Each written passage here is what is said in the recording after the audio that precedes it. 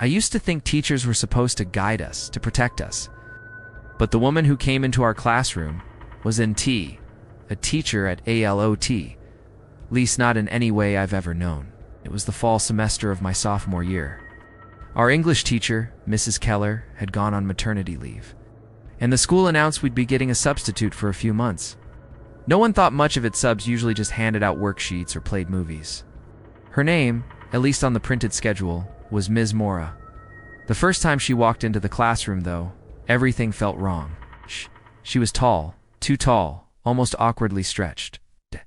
Her limbs looked just a little too long, and her posture made her head tilt at a sharp, unnatural angle. Her face, I can't even describe it fully without sounding insane.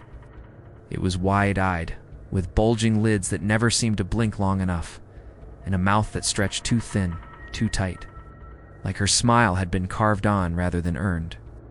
We joked behind her back, calling her Momo after those creepy internet stories, but no one laughed for long, because she didn't act like any teacher we'd ever had.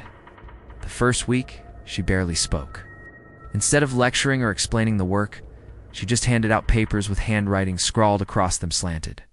Jagged, letters warped like they'd been scratched into the page in a rush. The assignments never made sense. One asked us to write about the sound of your house when everyone is asleep. Another told us to describe what someone would see if they stood outside your window at night. We thought it was some creative writing exercise. But when we compared answers later, something unsettled us even more. No two students had the same instructions, even though we'd all received copies of the same handout, and Ms. Mora never collected them. She would just stand at the front of the room, watching us write, eyes unblinking, lips pressed into that unnatural smile. By the second week, we realized she didn't seem to know anything about English, literature, or grammar. When someone asked about Romeo and Juliet, she tilted her head sharply to the side and repeated the question back in a slow, drawn-out whisper. Romeo and Juliet. Ice. Her voice was the worst part. It was hollow, raspy, like it scraped out of her throat instead of being spoken. And sometimes it seemed to echo even though the classroom was silent. Things escalated quickly. One morning, she gave us an assignment written in red ink. Close your eyes. Listen. Write down what you hear. Ah! We all did it, reluctantly. The room was silent except for the faint hum of the fluorescent lights above. But then, I heard something else. It was faint at first, like someone breathing heavily, right next to my ear. Then, soft tapping. Fingernails on the desk. I opened my eyes immediately, heart pounding. Ms. Mora was still at the front, staring. But when I glanced at the other students, I realized many of them were still writing furiously, like they could hear something I couldn't. When the bell rang, none of us spoke. We left the papers on our desks, but when we came back the next day, they were gone. I started noticing her outside of class. Once leaving school late after basketball practice, I spotted her standing at the far end of the hallway. All the lights were off except the emergency exit glow, and there she was, tall, motionless, facing the lockers.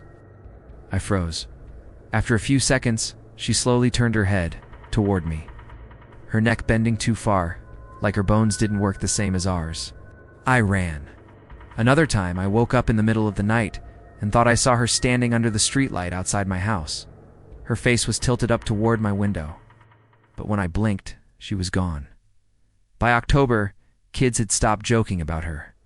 We whispered rumors instead.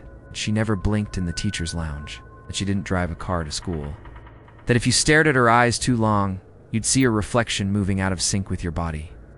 One kid swore he saw her hand bend backwards when she picked up a dropped pencil. Another said she didn't cast a shadow in the sunlight. No one wanted to sit near her. No one wanted to talk to her. But she always seemed to want to talk to us. The worst day came near the end of October. She told us we'd be performing a silent lesson.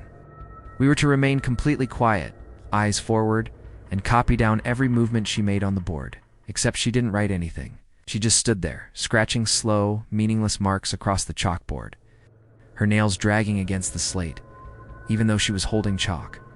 The sound made my stomach turn, a high, piercing screech that didn't seem to end. Minutes dragged on. Some students shifted uncomfortably, others clenched their ears. And then she turned around. Her eyes were wider than ever, wet and glistening, her mouth stretched into that frozen grin. Not loud enough, she whispered. Nobody spoke, nobody moved. Then, in a low, guttural voice that didn't even sound human, she said, "Say my name." Didn't. We couldn't. But the lights flickered, the room temperature dropped, the scratching on the board grew louder, even though her hands weren't moving. Some kids started crying. Finally, the fire alarm went off loud, shrill, breaking whatever spell had been over us. Teachers rushed in, students spilled into the halls. By the time anyone looked back into the classroom, Ms. Mora was gone. She never returned. The school said she'd resigned suddenly. No one could explain why all the windows in our classroom were cracked from the inside, or why the chalkboard was covered in deep, ragged scratches like claws had raked across it. The replacement teacher, an older man named Mr. Griffin, acted like nothing had happened. He even laughed when someone mentioned her, but none of us laughed, because we still see her sometimes. Not often, just enough. Shadow at the end of the hallway. A reflection in the glass that doesn't belong. Once, a student swore she saw Ms. Mora standing in the corner of her bedroom. And sometimes when the classroom is quiet, you can hear that faint, unbearable sound of nails dragging across a chalkboard, even when no one's writing anything at all. I don't know what she was. A person? A thing pretending to be one? But I know one thing for sure. She wasn't there to teach us. She was there to learn us. I'm terrified that she did.